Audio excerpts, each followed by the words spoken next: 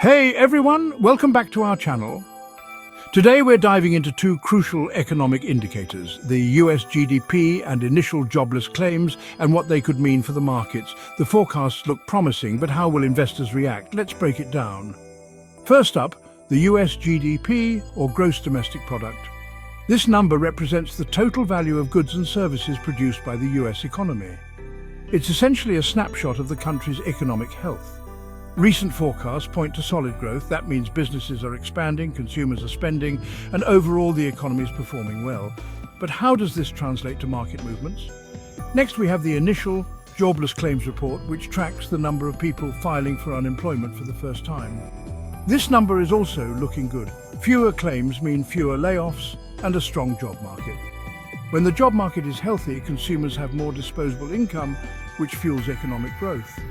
For investors, this signals a stable environment. But here's the catch. How will the markets actually react?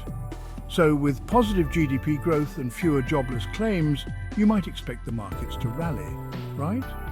Well, it's not always that simple. Despite the strong economic indicators, the market doesn't always respond in a straightforward way. Let's explore why. While the economic data is strong, other factors like inflation are still a concern.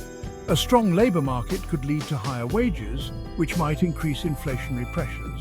If the Federal Reserve views this as a risk, they may decide to keep interest rates high. Higher interest rates can weigh on stock prices because they increase borrowing costs for businesses, potentially hurting corporate profits. Another factor is investor sentiment. Even with great data on GDP and jobless claims, investors might have already priced in these expectations.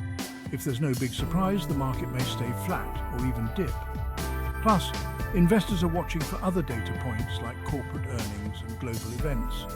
So, while these reports are positive, they're just one piece of the puzzle. To sum it up, the US GDP and initial jobless claims reports both suggest the economy is on solid ground.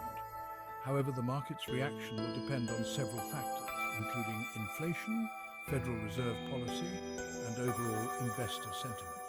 In the short term, markets may react cautiously. But for long-term investors, the overall economic trends point to continued growth, even if there are a few bumps along the way. Thanks for watching. Be sure to like, comment, and subscribe for more updates on the market.